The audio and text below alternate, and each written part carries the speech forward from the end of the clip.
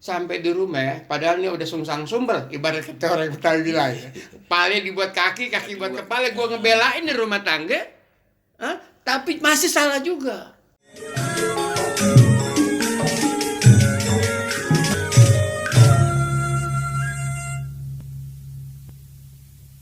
Assalamualaikum warahmatullahi wabarakatuh. Waalaikumsalam.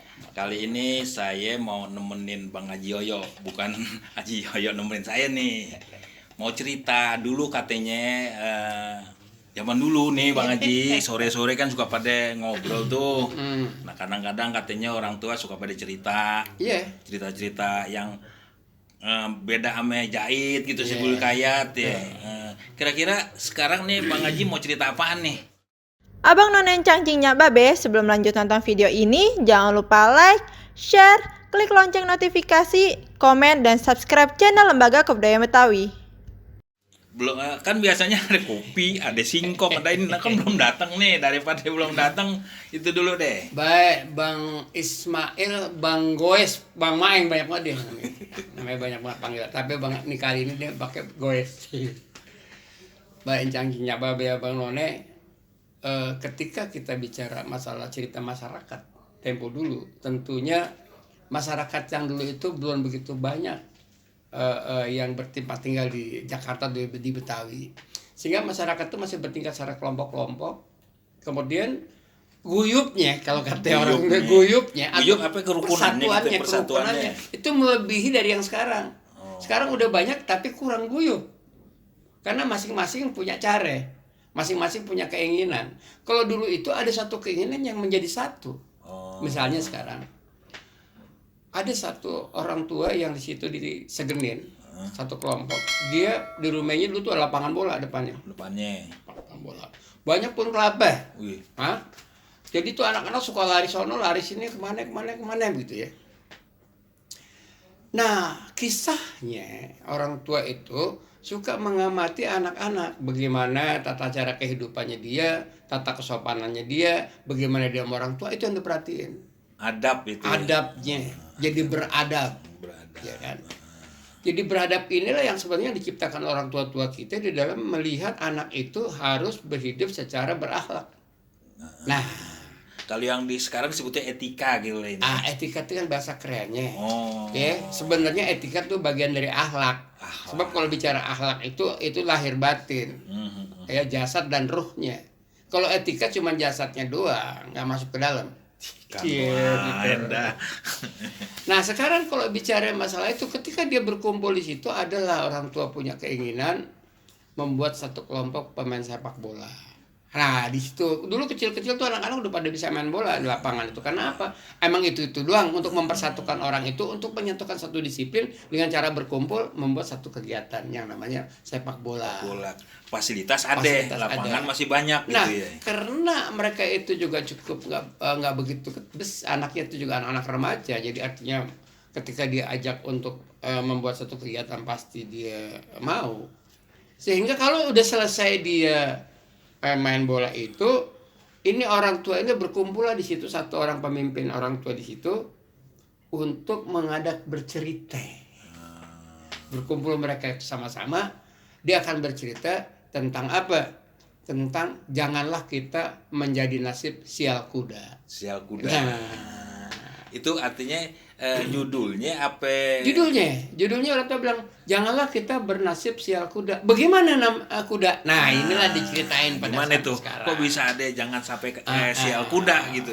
Gimana sifatnya kuda? Ya kan? Kuda itu telanjang, dipakein baju, matanya ditutup. Kenapa matanya ditutup? Sebenarnya nggak pakai baju. Ya.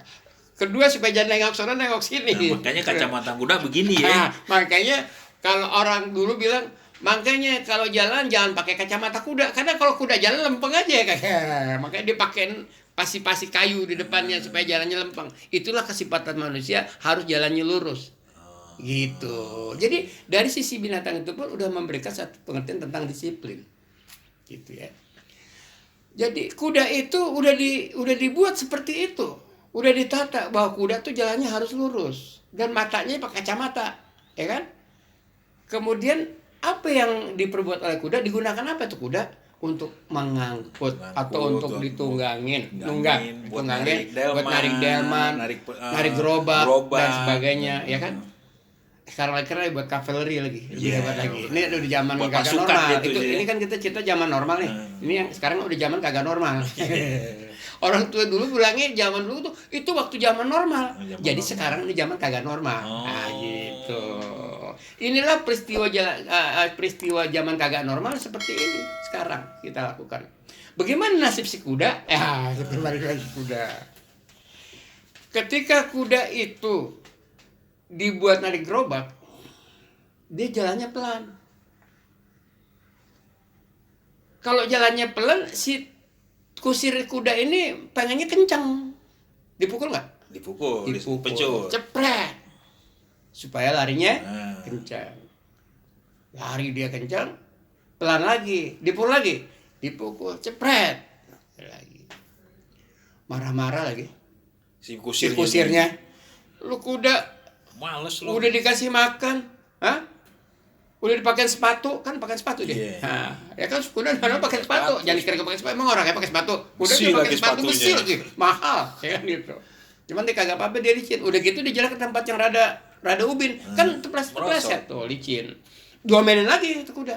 Kalau ngerti tuh kuda sama kusirnya, pasti dia marah-marah. Tapi di kuda binatang dia kagak ngerti. Tapi dia ikutin aja. Satu saat sampai di tempat dia dikasih makan. Si kudanya. Apa sih yang sebenarnya yang dimaksud dengan penjelmaan kita berumpama hidup itu jangan seperti kuda? Jangan seperti nasib sial seperti kuda.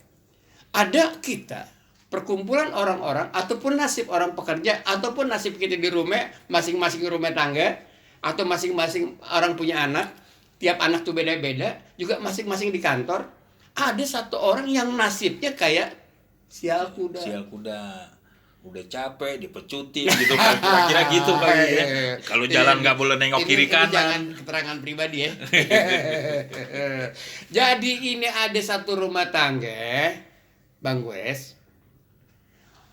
Suami ini udah cari kesono kemari. Nafkah. Udah cari nafkah. Artinya tadi tuh kuda udah hari kono sini. Dia udah cari nafkah kesono kemari. Kesono sale kemari sale, memang nasibnya lagi belum dapat. Rezekinya cuma segitu, ya dapatnya segitu. Gitu ya. Sampai di rumah, padahal ini udah sungsang sumbel, ibarat kata orang Betawi bilang. Kepala dibuat kaki buat kepala, gua ngebelain di rumah tangga. Tapi masih salah juga. Itu yang dibilangin nasib sial kuda. Jadi artinya sampai rumah bukan terima kasih, bilang nama si nyonya di rumah, dapat duit cuma sebegini. Iya, orang dapat segitu, diomelin juga. Mana cukup, kebutuhan banyak gitu ya. Kayak kue pepe diloyangin, capek-capek diomelin. Jadi udah capek, udah apa masih diomelin, ngerasulah. Di ngerasulah dia. Ya, masih dimaki-maki segala macam. Jadi inilah sebenarnya setiap kita, setiap kampung, setiap rumah tangga, setiap kantor ada orang yang bernasib seperti itu. Udah capek-capek kerja, udah ngepel saya juga, udah nyari duit juga saya juga, masih tetap diomelin. Jadi nasib ini memang harus terus dinikmati. Artinya bahwa Allah menciptakan setiap orang itu dengan segala macam-macamnya. Jadi kalau kita bernasib seperti ini, bernasib seperti sial kuda. Maklum deh ya. Ada kerada kepleset aja. Maklum kan kalau udah lidahnya rada terpelintir, kita udah susah balikin ya. Gitu. Jadi kita pekari itu janganlah tuan-tuan besar ini, nyonya-nyonya, adik-adikku yang tersayang, encang-encingnya babe, jangan seperti nasib sial kuda. Tapi pun kalau memang mendapatkan nasib itu harus dinikmatin, nggak usah ngeluh. Karena orang-orang yang ngeluh itu orang yang tidak disungai oleh Allah SWT. Artinya dia tidak bersyukur kan? Kurang bersyukur ya. Makanya kita harus bersyukur bahwa tidak semata-mata kita diciptain itu anggap aja ujian. Gitu.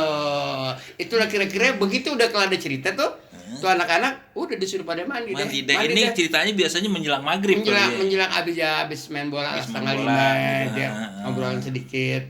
Ya udah ya, begitu ya. Makanya kalau nanti pulang ke rumah harus dengar kata, harus cium tangan sama orang tua, mandi yang bersih. Mudah-mudahan menjadi manfaat cerita ini. Iya. Bang Itu kan Wes. kira-kira nasib sial kayak kuda. Apa itu ditujuin ke bininya, ke lakinya, atau ketuannya ke itunya, itu kira-kira itu sindirannya gitu.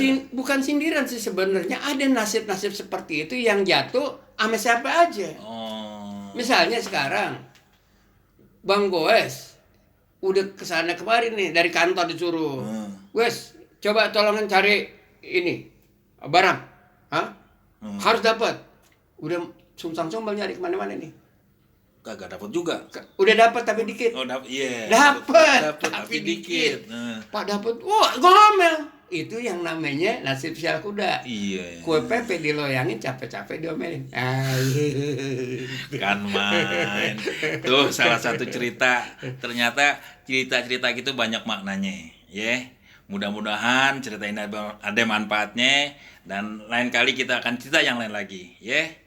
Wassalamualaikum warahmatullahi wabarakatuh. Waalaikumsalam.